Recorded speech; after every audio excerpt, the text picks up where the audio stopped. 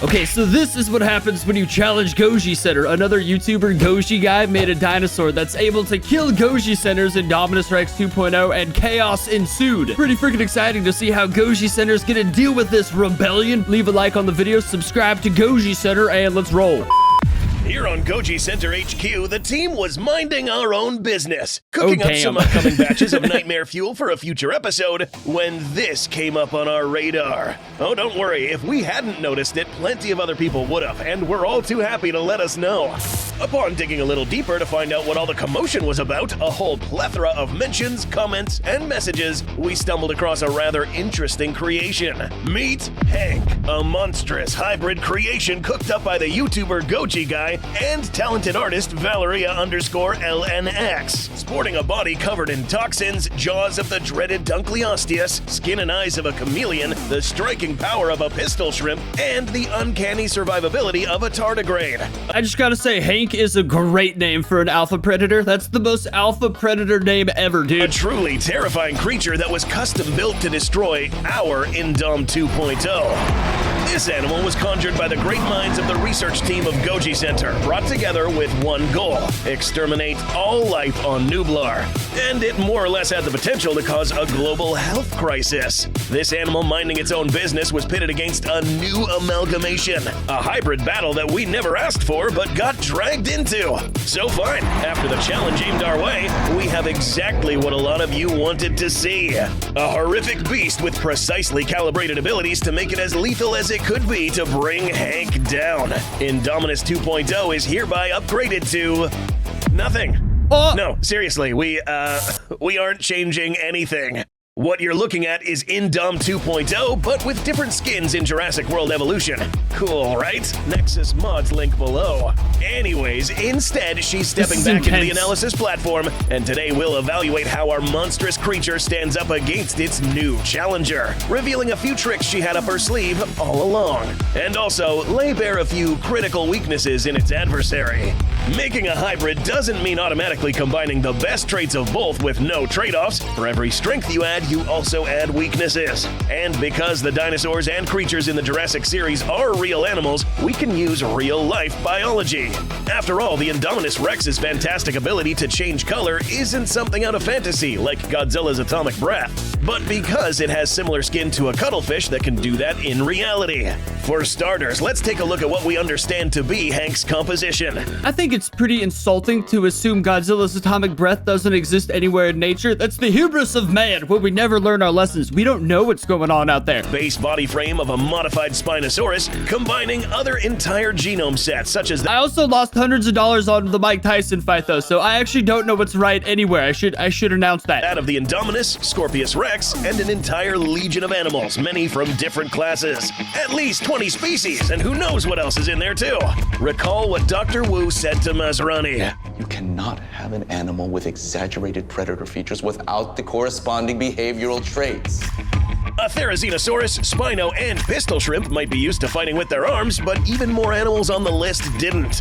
T-Rex, Giga, Dinosuchus, and a bunch of wimpy-armed Abelisaurus. Its instincts on how to fight with its arms is going to be messed with. It would be every neural problem the Scorpius Rex had, but amplified. Some additives like the chameleon would actually hinder it. Giving Hank movable eye stalks like the chameleon would mess with its binocular vision from T-Rex genes. Damn, bro, you got scientists pulling the dinosaur apart. That's crazy. And it would compromise its own camouflage from the cuttlefish. Shots fired. Turns out pop culture lied here. Chameleons are not actually masters of disguise, as you may think. A few types can change color to hide, but most of the time these lizards reactively change color to show emotion.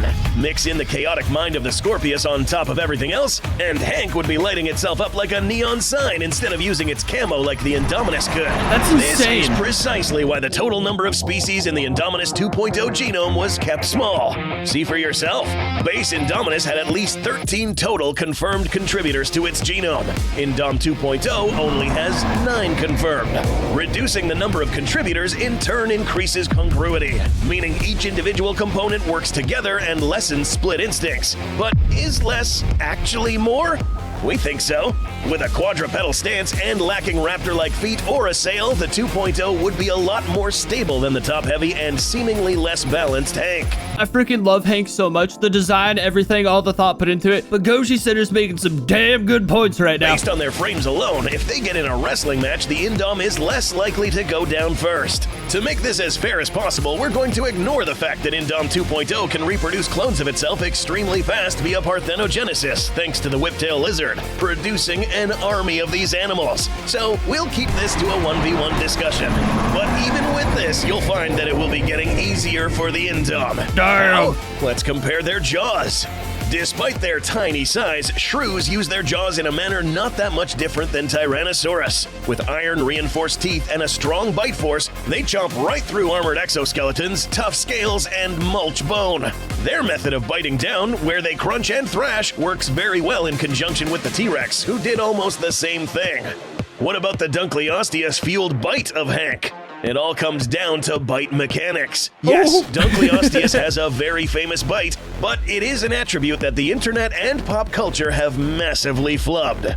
PSI, or pounds per square inch, is not a very reliable way to measure biting force unless you are very careful about what you're doing. This is why some reported biting forces from this armored fish are as low as 1,000 PSI to an obscenely huge 80,000. These mostly come from bad reporting and not actual research work.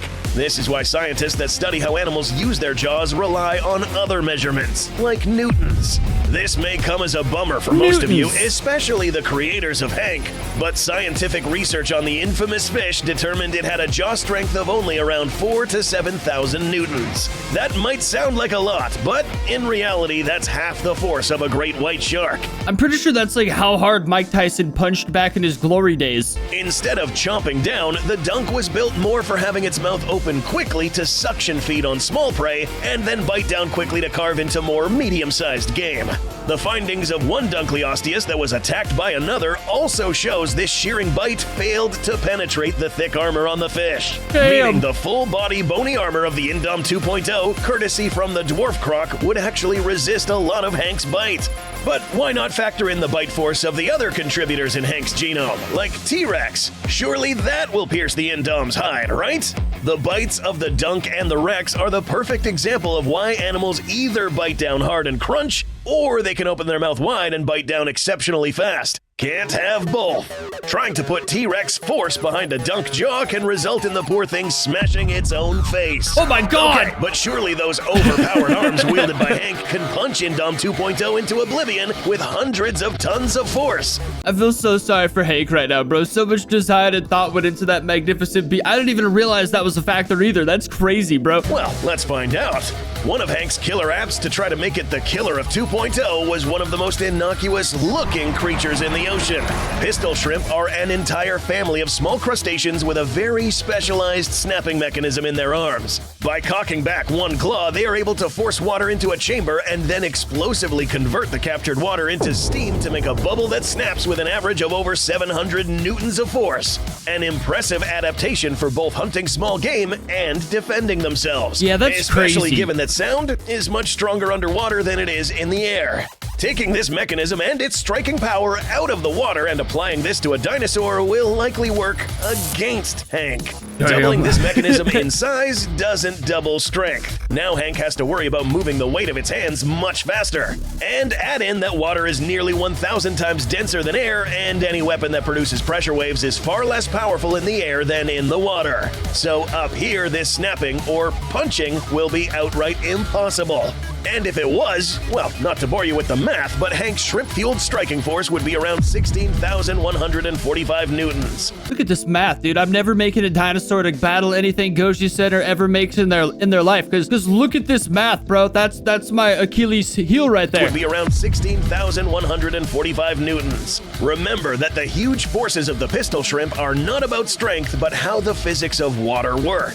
But let's throw water physics out of the window, and let's say that these hands strike with said hundreds of tons of force. Unless Hank's shoulders are made of vibranium, the blowback would shatter its own arms even if it missed. Dinosaur arms aren't meant to do these things at this scale. And This thing's gonna explode itself upon impact. honestly, you can't expect them to. Hank would disarm itself on day one upon using this striking force on practically anything, before it grows up large enough to fight the 2.0. So far, we have an animal with a shattered face, broken forearms, self-inflicted by the way, and now it's the perfect time we bring up something Hank's creators may have forgotten about. Oh, God. Holy Jesus Christ! That's incredible, and I love it Hank so had much. some pretty tough animals in the genome, like the Giga, Indom, and Spino, but none of them are particularly armored nor really resistant to stabs, much less getting a sharpened metal pole shoved into them. Even if facing against the one-punch man of hybrids, the Indom 2.0's tool use, dexterity, and grappling would give her plenty of means to strike back, No way. including at range. Recall that the Great Ape genome and hand augmentations allow the Indom to make use of these effectively and with purpose. But if we're going to stick solely on weapons that aren't laying around on the floor, another one of Hank's defense mechanisms comes into play. In nature, one of the most common defenses and offenses are poison and venom.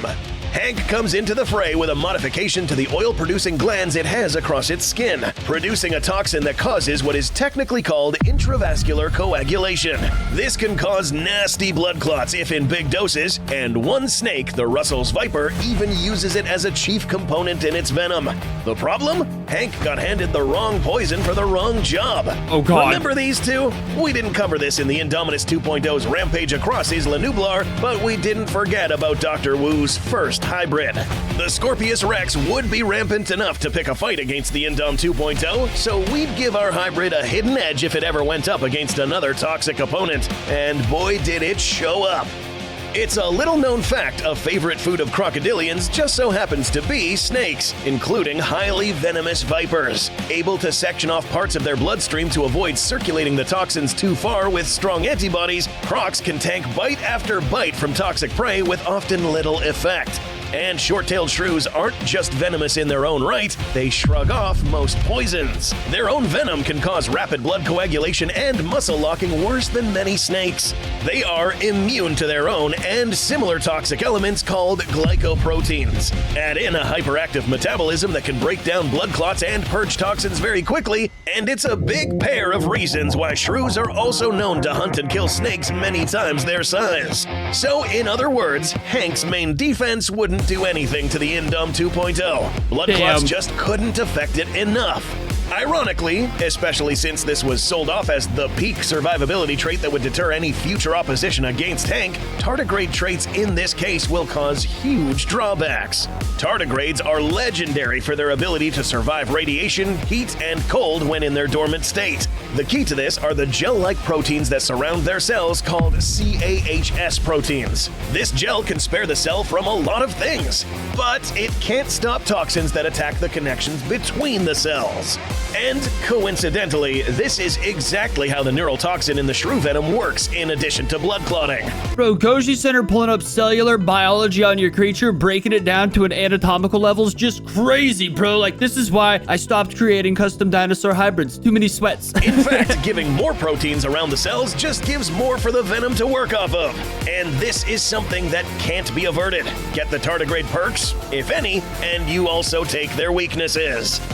After laying bare the critical weaknesses of Hank, it's now safe to say that without even changing a single thing to the 2.0's genome or lifting a single finger, Indom 2.0 remains undefeated.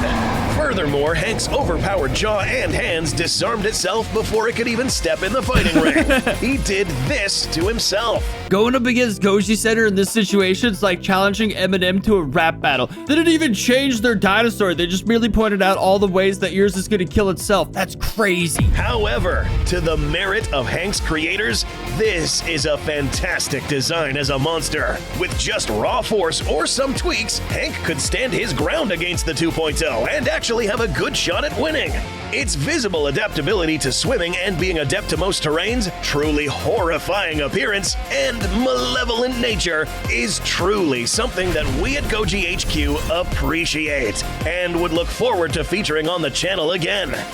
But here on GojiCenter, we are not cooking up 3.0 to counter it. 2.0 is lethal enough. For now, though, Indom 2.0 has other problems to worry about. Much bigger problems. Oh, damn. So is that the perfected Ultimasaurus? But yeah, real talk, Hank is perfect. I mean, not perfect, obviously. They just pointed out numerous ways. That's not fact. But I just mean from my perspective, someone who didn't understand all the things that were broken down in this video, I would have thought Hank is perfect as well. Because those forearms are just incredible. But most of all, I'm in love with the tail. Just the process of tadpoles turning into frogs and they're left with these like tadpole tails for like 1 or 2 phases of it is freaking amazing. I think it's just like goes back to my childhood. I just love tadpole tails. I would have cheered for this thing specifically because of its tail, but as this video proved, there's numerous ways that wouldn't work out. Either way though, this was a freaking awesome video. I hope Gojiguy makes more stuff that could counter GojiCenter stuff, and I hope they have these awesome back and forth videos, because 2 people making legendary dinosaur hybrids that battle and kill each other is freaking awesome. Either way though, leave a like, subscribe, and I'll see you next time.